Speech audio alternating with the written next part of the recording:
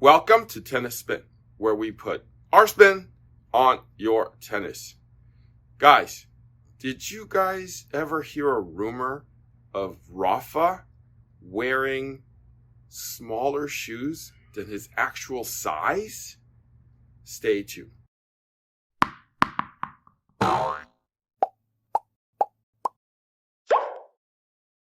Good morning to everybody out there in YouTube Tennis Spin land. Coffee sponsor of the day is Peter Odvos. Peter writes, "Hi, thank you for your great videos. I am Peter from Austria. JFYI, this is not where the kangaroos live." Okay, so yeah, Austria, not Australia. Okay, I get it, buddy. As you know a lot about this tennis gear, I used the K-Swiss Hypercourt Express clay shoes in the past. This shoe is no longer available. The last years, I've bought each and every shoe I could find. And as I can't find any of those in my size anymore, I search for a good replacement. Any advice? Thank you so much. And sorry for my English, he writes. Thank you, Peter. Okay, Peter, thank you so much for the coffee. Hitting the dark roast today with my jelly. Okay, so Hypercourt Expresses here in the States are actually available. They are only available in limited runs, though, in hard court. I don't know how they are in Austria, but check with your local specialty and check online. Like, keep checking, because I know they're being produced, but they're being produced, like I said, in limited batches. For replacement shoes, I've been kind of steering everybody to the Hypercourt Express 2, which is a little narrower, but not too bad. Another shoe that I like a lot is New Balance, the Lav Fresh Foams. Those come in different widths, but the regular D width is pretty wide already and super comfortable. If you could get like a Mizuno too, that would be, lighter and lighter and more wide.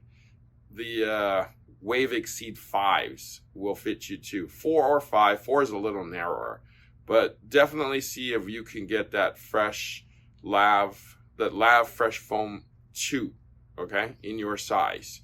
But any of the ones that I mentioned should work for you.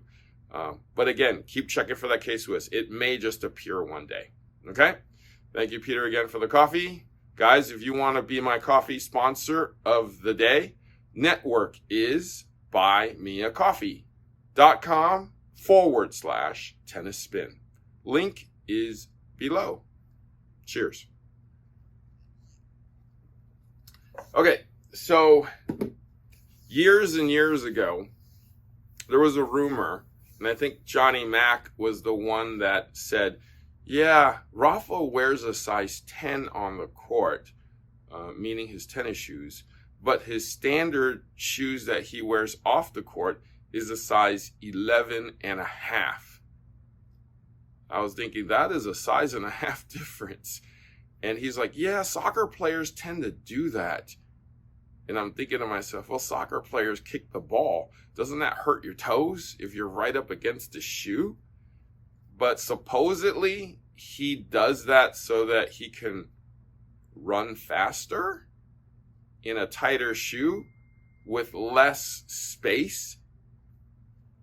I mean, okay, so I'm going to test this theory. And so I have an 11 here, which is my normal size. I'm in between a 10 and a half and an 11, but most of the time an 11. And then I have a 9 and a half here. So I'm going to see if I could get into this 9 and a half before I try to play with it and see how it feels. I mean, my culture, we're used to bundling, bonding our foot back in the past, if you know what I mean. All right, so let's go to the bench and try on the 9 and a half. All right, so 9.5. I'm going to show you. 9.5 US. So I'm going to tell you a little story here. The last time I was a 9.5. Whoa. The last time I was a 9.5. And I was in 8th grade. And we were at a place called Emporium Capwell, which is a department store out here. And my dad and I were looking for shoes. I was a size 6.5. Right? And then somehow we tried 7, 7.5, 8, 8.5, 9. And like literally overnight, I became a 9.5 in 8th grade. So I was like 13 years old and 9.5. So the growth spurt happened. Maybe for my foot, because I was like 4'11", and a 9.5. Yeah, feels a little tight for sure. I'm actually surprised I was able to put my foot in this thing. I don't think I really need to lace it. I'm filling up every single millimeter of this shoe right now. Like literally, it's packing a sausage right now, is what it feels like to me. Wow, my foot is literally like at the front, at like that, at the front, like can't move, zero movement here. Oh my gosh. Okay, so I just stood up. Okay. Wow. I literally feel every inch of this shoe, like it's hugging my shoe. My foot, is hugging my foot. Every single millimeter I feel it. Literally, it's like part of my foot. Wow. My foot, it's not horribly uncomfortable. I definitely feel that the heel is a little on the tight side because it's thinner. Just in case you don't know, when a shoe gets smaller, it actually gets a little narrower. As it gets bigger, it gets a little wider, so that, the foot kind of, goes like this. So the shoe conforms a little bit better. So as we get bigger, we get a little wider on the shoe. So this got narrower for sure, and I feel that. I don't know if I can play in this, but I think that's the next test. Let's see if I can be a little faster. I'm going to see if I can recruit somebody to do this with me. Let's see if one of the coaches will kind of go with this test with me. All right? So we'll see you on the court.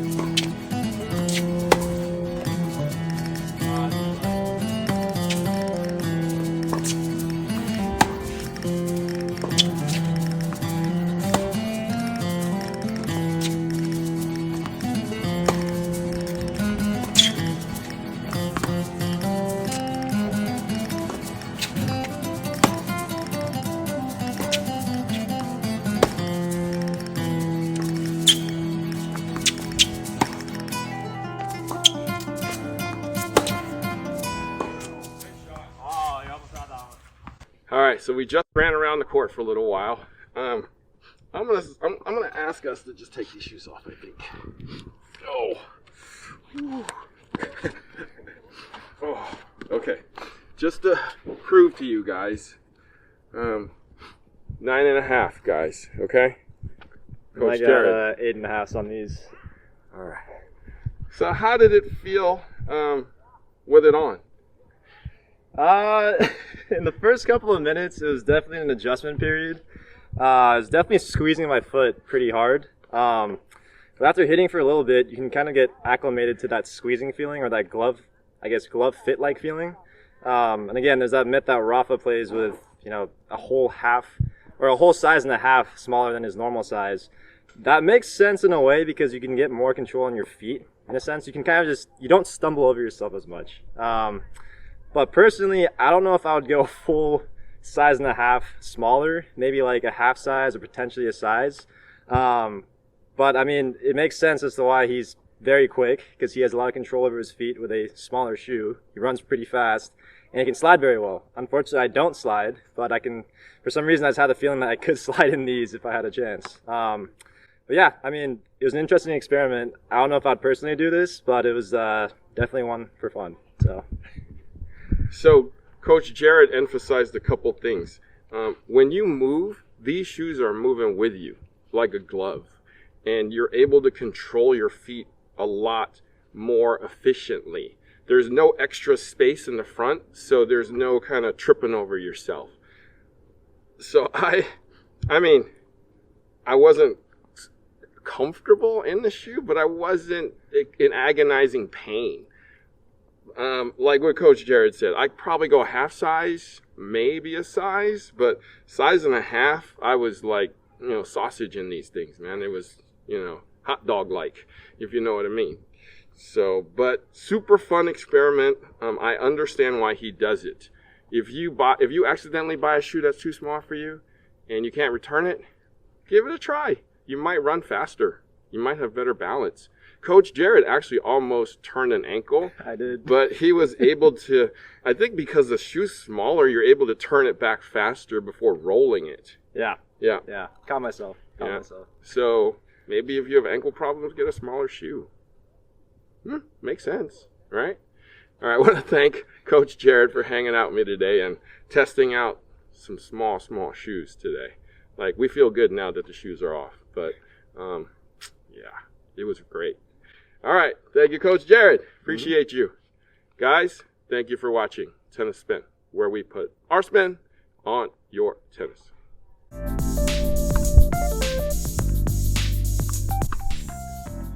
Oh! Great job, Aaron.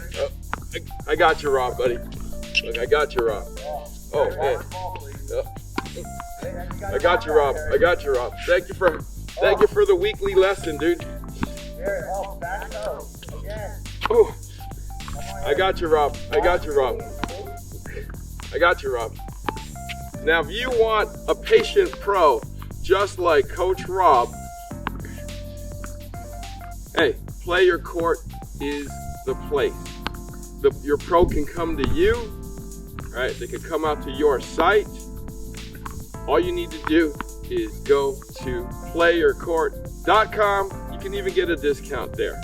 playyourcourt.com/tennis spin.